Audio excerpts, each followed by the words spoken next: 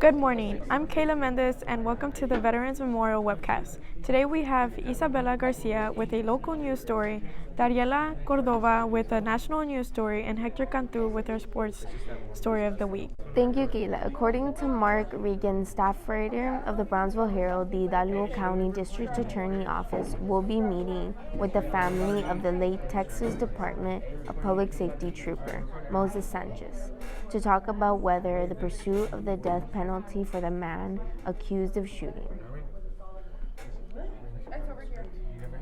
A grand jury indicted the 24-year-old Victor Alejandro Gonzalez on September 19th on the count of capital murder of a peace officer and a count of attempted capital murder on a peace officer.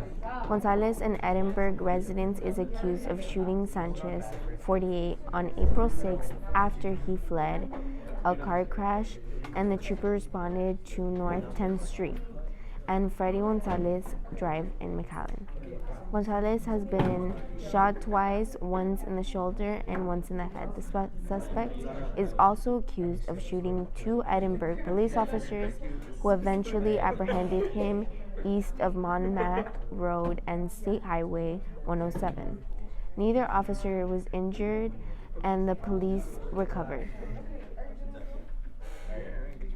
Authorities say Gonzalez used in the shooting. Sanchez went through months of surgery and rehabilitation following the shooting, and through updates provided to DPS by the family, it appeared he may recover.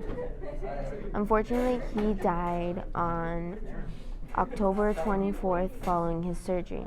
The two-count indictment against Gonzalez accused him of shooting and killing Sanchez and shooting an Edinburgh police officer, Sandra Tapa. This concludes our webcast local report. Now back to Kayla. Thank you, Isabela Garcia. Now let's go to Dariela Cordova with national news. Thank you, Kayla. According to Claire Hansen, the U.S. on Wednesday signed an asylum agreement with Honduras that could result in asylum seekers being sent to the country, one of the most dangerous in the world. The agreement focuses on being up Honduras' capacity to take in asylum seekers. It could result in that the U.S. sending migrants from third countries who appear at the southern border to Honduras to seek asylum there instead. According to reports, the deal was signed by two governments during the UN General Assembly in New York and is extremely similar to the deal the U.S. inked with El Salvador, Honduras' neighbor, last week. Honduras has one of the highest homicide rates in the world, and U.S. prosecutors have accused the country's president, Juan Orlando Hernandez, of running the country as a criminal enterprise engaged in the drug trade. Hernandez is also named as a co-conspirator in a drug trafficking case filed in the Southern District of New York that centers on his brother. The agreement is the last in a trio of deals the U.S. was hoping to sign with El Salvador, Honduras, and Guatemala, a group known as the Northern Triangle, before October 1st. The U.S. finalized an agreement with Guatemala in July. The deals are a part of a broader effort by the Trump administration to significantly decrease the number of migrants appearing at the U.S. border and requesting asylum. Neither the Guatemala nor the El Salvador deal has been implemented yet, and it's unclear when or how that will happen. The government likewise did not give a timeline for the implementation of the agreement with Honduras. Thank you. Have a nice day. Thank you, Daniela Cordova. Now let's go to Hector Cantu with sports. Thank you, Kayla Mendez. According to Roy Hess, the Brownsville Veterans Memorial Chargers continued their winning ways early in the 2019 football season with a 49-6 District 16-5A Division I victory over the Lopez Lobos on Friday night at Sam's Memorial Stadium. The Chargers improved to 2-0 on the season and 1-0 in district with the win. The Lobos fell to 0-2 and 0-1. Our team showed it has the ability to make big plays on both sides of the ball tonight, Brownsville Veterans coach David Cantu said. Lopez did a good job running the ball, so that's something we have to work on. Lopez played hard. Now we have a short week to get ready for our next game. Cantu added, "We realize we have a big game ahead of us, Thursday against defending 16 5A Division I champion Mission Veterans Memorial. It didn't take long for Brownsville veterans to get going Friday. The Chargers built a 21-0 advantage during the first quarter and increased their lead to 35-0 by halftime.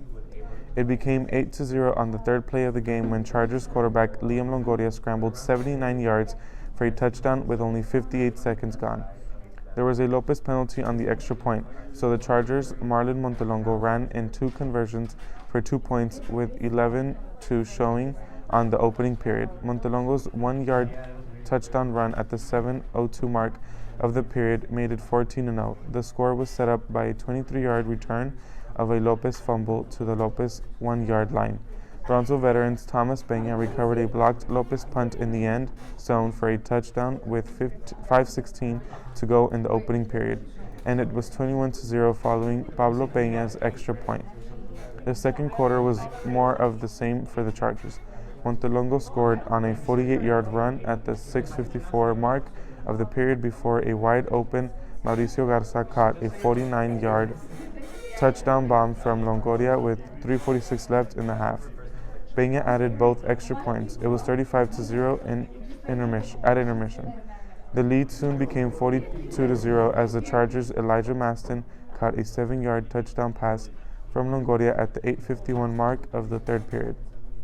Peña again added the conversion.